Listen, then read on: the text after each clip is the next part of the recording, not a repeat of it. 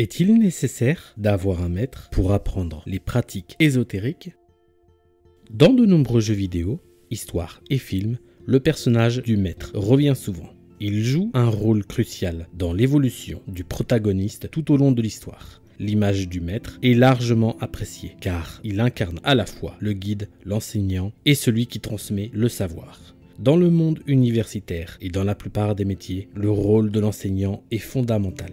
Cependant, dans le domaine ésotérique, les règles du jeu sont différentes. Il n'y a pas de diplôme ésotérique et la plupart des personnes se représentant comme des maîtres sont des croyants qui ont développé leurs convictions à travers la lecture de nombreux ouvrages ésotériques.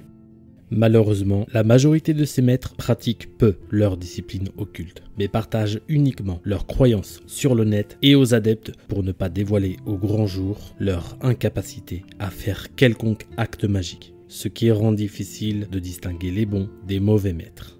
Le pire serait de compter sur la chance pour en trouver un capable de faire son travail. Car le milieu ésotérique du net est malheureusement l'endroit où l'on trouve le plus d'escrocs, de manipulateurs et de gourous qui prétendent détenir la vérité.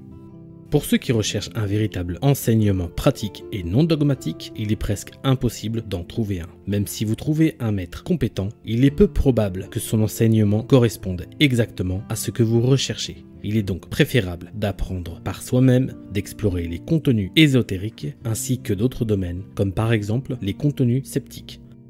Il est illusoire de croire qu'un seul maître puisse satisfaire tous vos besoins. La vie, avec ses expériences variées, bonnes ou mauvaises, ainsi que la diversité des connaissances offertes par le monde, constituent les véritables guides de notre chemin personnel.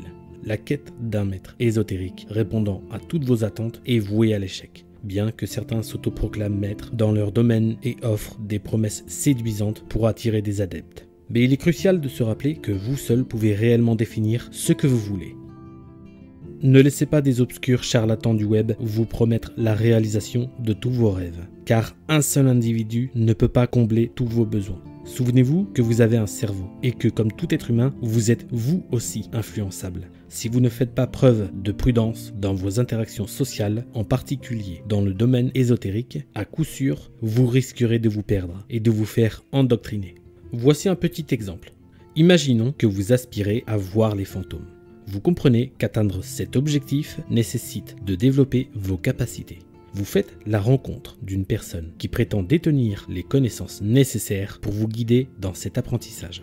Vous lui accordez votre confiance, mais au lieu de vous transmettre des exercices pratiques, cette personne s'attarde à vous inculquer ses propres croyances.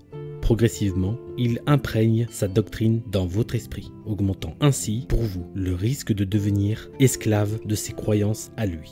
En revanche, si vous consultez une variété de livres ésotériques et sceptiques, vous serez mieux armé pour vous protéger contre cet endoctrinement. De plus, vous aurez de bien meilleures chances de découvrir des exercices pratiques vous permettant d'atteindre votre objectif personnel, sans avoir besoin de passer par un maître. Le danger, si vous ne restez pas vigilant quant à ce que vous intégrez dans votre bagage intellectuel, est de vous retrouver endoctriné par les idées du premier gourou que vous rencontrerez lors de vos explorations sur le net ésotérique. Mais au final, est-il vraiment nécessaire d'adhérer aux croyances pour pratiquer vos disciplines occultes? Et honnêtement, avez-vous vraiment besoin d'un maître?